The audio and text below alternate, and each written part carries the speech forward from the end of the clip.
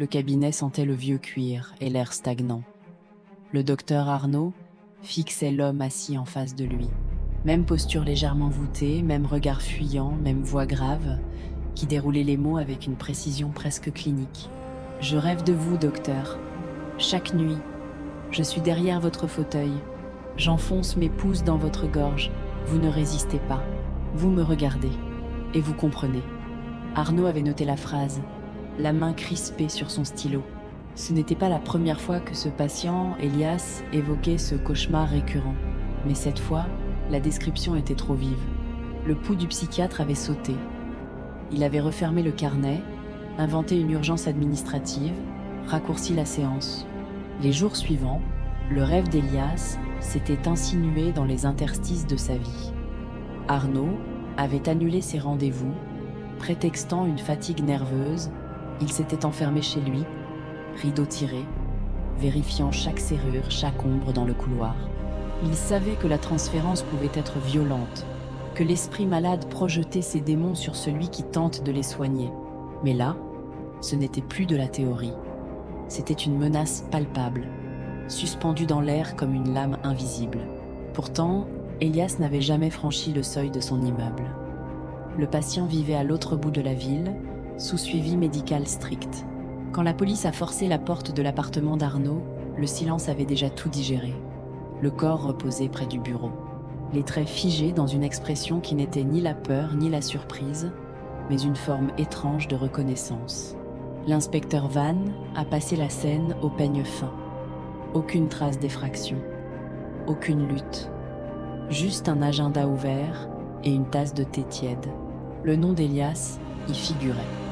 Mais Elias était en gare, filmé par 3 caméras différentes, en route pour un traitement programmé. Van a croisé les fichiers, les plannings, les anciens dossiers du cabinet. C'est alors qu'il a vu la faille, une double entrée. Le même créneau horaire, le même jour, mais 2 noms différents, 2 patients distincts. Il a convoqué le second. L'homme s'est présenté, calme, poli, et Van a senti le sol se dérober. Même mâchoire, même cicatrice près de l'oreille, même regard. Ce n'était pas une ressemblance, c'était un calque. 2 vies parallèles, programmées pour occuper le même espace mental du psychiatre.